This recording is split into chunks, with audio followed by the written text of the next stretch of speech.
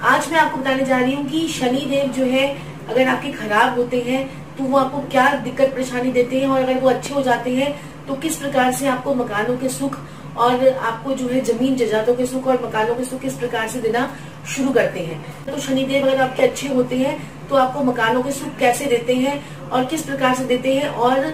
अगर शनिदेव आपके खराब होते हैं कुंडली में तो आपको मकानों के सुखों के लिए कैसे जो है इंतजार करना पड़ता है, या आपके मकानों के सुख जो है वो किस प्रकार से खराब हो जाते हैं। आपने बहुत सारे मकान बनाए, कई लोग आते हैं कहते हैं कि हमने 3 मकान बनाए, 4 मकान बनाए, लेकिन हमारा अब एक भी मकान नहीं है, इस वक्त हम किराए के मकान पे हैं। तो ऐसे कौन से ग्रह हो जाते हैं या कौन से ग्रह हमारे खराब हो जाते हैं जो हमारे साथ ऐसी घटनाएं जो है वो घटती हैं।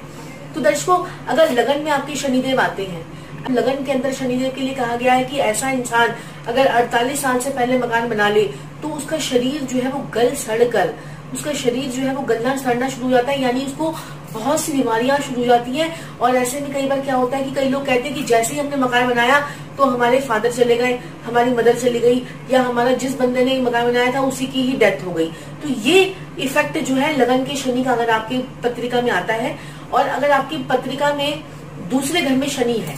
तो जितने मर्जी आप मकान बनाइए, एक के बाद एक के बाद एक के बाद आपके मकान जो है वो बनते चले जाएंगे और आपको मकानों का सुख जो है वो बहुत मिलेगा। और आपके जैसे आपने कोई मशीनरी खरीदी, क्योंकि शनिदेव दूसरे घर में बैठकर धर्मी हो जाते हैं,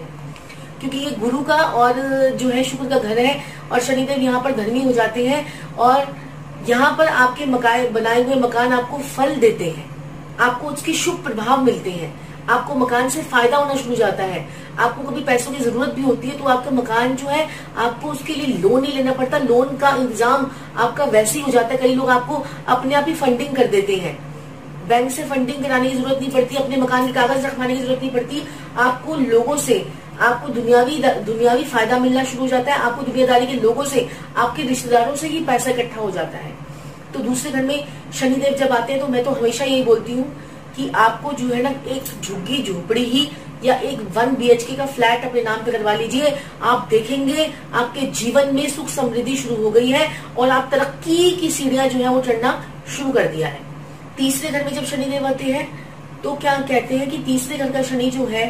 बेशक ये मंगल और बुध का घर है, और मंगल और बुध दोनों ही शनि के, क्योंकि मंगल जो है यहाँ पर शनि से मित्रता नहीं रखते हैं, बुध जो है वो शनि से मित्रता रखता है। लेकिन ऐसे में अगर आप 42 साल से मकान अगर पहले बना लेते हैं तो आपको थोड़ी दिक्कत परेशानी का सामना करना पड़ता है। अदरवाइज अगर आप 3 कुत्तों की सेवा करते रहे, कुत्ते जो होते हैं, कौन से कुत्ते जो आपको स्ट्रीट डॉग्स मिलते हैं, ये नहीं कि आप अपने घर के कुत्ते की सेवा कर रहे हैं, वो तो आपके फर्ज है क्योंकि आपने उसको अपना मेंबर बना लिया है, तो उसकी आप कुत्तों की सेवा करते रहिए। लेकिन अब जो गली के कुत्ते होते हैं, जो गली में स्ट्रीट डॉग्स होते हैं, अगर आप उनकी सेवा करते रहते हैं तो ये तीसरे घर का शनि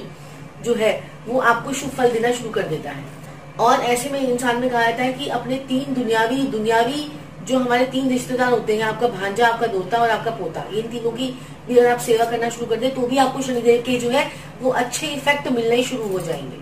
चौथे घर में शनिदेव जब आते हैं तो ऐसे इंसान को अपने नाम पर मकान नहीं लेना चाहिए, क्योंकि शनि यहाँ पर पानी में बैठा हुआ सांप है। चौथा घर आपका चंद्रमा का है, चौथा घर आपका समुद्र है, चौथा घर आपका नहर है, चौथा घर आपका वो दुनियावी फायदा है, चौथा घर हमारा जनता का घर है, आपकी माँ का घर है। चौथे घर में जो है अगर आपको अपने नाम से जो है वो मकान जो है वो नहीं बनाना चाहिए, आपको अपनी मदर के नाम पे मकान बनाना चाहिए, क्योंकि यहाँ पर भी आपको थोड़े से शुभ फल मिलने शुरू हो जाते हैं कई केसेस पे। 5वें घर में जब भी आपके शनिदेव होते हैं, ऐसा इंसान गलती से भी अपने नाम पे मकान न बनाए, क्योंकि मैंने हमेशा देखा है कि जो जितने लोगों ने मकान बनाया है, या तो उनके पेट के ऑपरेशन हो रहे होते हैं, या उनके बच्चों के ऊपर कष्ट आ जाता है, या फिर वो किसी ऐसे सरकारी जमीले में पड़ जाते हैं जो उनके कोर्ट के केसेस जो है वो चलने शुरू हो जाते हैं। 6ठे घर में भी अगर आपके मकान अगर आप के शनिदेव बैठे हुए हैं तो ऐसा इंसान जो है वो 42 साल के बाद मकान बना ले या 35 साल के बाद मकान बनाए तो वो ज्यादा उसका अच्छा फल मिलता है। 7वें घर में जिसका शनि होता है, ऐसा इंसान दबाकर मकान बनाए, जितने मकान वो बना सकता है बनाए, लेकिन उसकी एक शर्त है कि जो अपना पुराना वाला मकान है उसका एक चौखट जो है वो अगर वो नए मकान में लगा लेता है तो उससे उसको दुगना तिगना फायदा होना शुरू हो जाता है। उसके व्यापार में भी, उसके हर कार्य में उसको फायदा होना शुरू हो जाता है, और उसके जीवन में तरक्की ही तरक्की जो है वो आनी शुरू हो जाती है।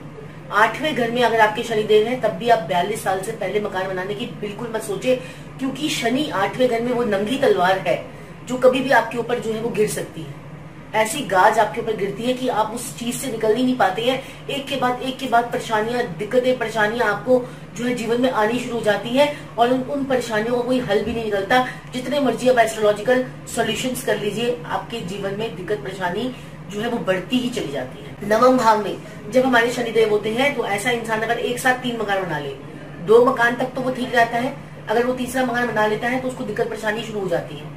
10वें घर के शनि के लिए कहा गया है कि ऐसा इंसान किराए पर रहता है। देखिए कितनी बड़ी बात है ये, किराए पर रहता है तो बहुत पैसा कमाता है, जैसे ही अपने घर में चले जाता है उसके पास उसके आमदनी का जरिया जो है, उसकी आमदनी का जरिया जो है वो सूखता चला जाता है। तो ऐसे में भी आपको मकान जो है वो 42 साल से पहले अपने नाम पर नहीं बनवाना चाहिए। 11वें शनि में आप मकान बना सकते हैं, लेकिन 35 साल के बाद। और 12वें शनि में तो ऐसा कहा गया कि ऐसे इंसान को कोई ना कोई मकान जो है कहीं ना कहीं से उसको जो है अपने आप ही उसके रास्ते खुल जाते हैं। चाचा ने, फूफा ने, मासी ने, कोई ना कोई मकान उसे गिफ्ट मिल जाता है। तो शनिदेव 12वें घर में ऐसा नागमणि वाला सांप है जो उसके जीवन में तरक्की, खुशहाली उसको देता रहता है। तो देखिए शनिदेव आपको अब कैसे ठीक रखने हैं, आपको कैसे पता चलेगा कि आपके शनिदेव अच्छे हैं बुरे हैं, वो मैंने आपको कुंडली के हिसाब से बता दिया। लेकिन ऐसा इंसान जो अपने नौकरों की हमेशा बेइज्जती करता रहता है, हमेशा नौकरों को प्रताड़ित करता रहता है या नौकरों को बातें सुनाता रहता है, ऐसे लोगों के शनिदेव कितने भी अच्छे हो जाए फिर भी खराब हो जाते हैं, चाहे उनके उच्च के शनि क्यों न बैठे हों। और ऐसे लोग जो अपने नौकरों से अच्छे तरीके से व्यवहार करता है, मजदूरों की सहायता करता है, मजदूरों को समय समय पर कुछ ना कुछ खाने पीने की चीजों का दाम देता रहता है, या मजदूरों को बहुत इज्जत मान प्रतिष्ठा से उनसे बात करता है। और देखिए अपने जो वर्कर्स होते हैं, अब आप मजदूरों को जैसे कोई गंदी लैंग्वेज में बात करेंगे या फिर एक आप अच्छे तरीके से सभ्य व्यक्तियों की तरह बात करेंगे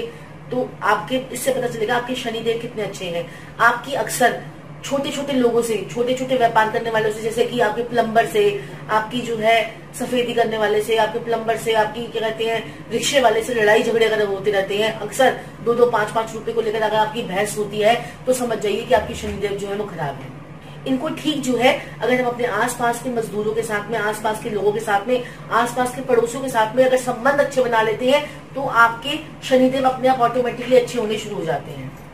लेकिन हमेशा हमें क्या करना पड़ता है कि अपनी कुंडली के हिसाब से ही शनि के उपाय करने होते हैं। कई बार क्या होता है कि शनिदेव आपको देने के लिए आए, आपके 11वें भाव में आपको इनकम देने के लिए आए, आप वहां पर सरसों के तेल का दान करना शुरू कर दिया, तो यहाँ पर आपको शनिदेव जो देने के लिए आए थे, जो प्लेनेट आपको देने के लिए आएगा वो भी आपसे रूठ कर चले जाएगा, क्योंकि आपने अपनी इनकम को खुद ही आधा कर दिया। तो इस प्रकार से हमें बहुत सोच समझ कर उपाय करने होते हैं कि किस प्रकार से हमारे जो है उपाय, हम ऐसे उपाय करें अपनी कुंडली के हिसाब से, अपने वर्षफल के हिसाब से, किस प्रकार से हम उपाय करें ताकि उनका अच्छा इफेक्ट जो है हमारे जीवन पर आए।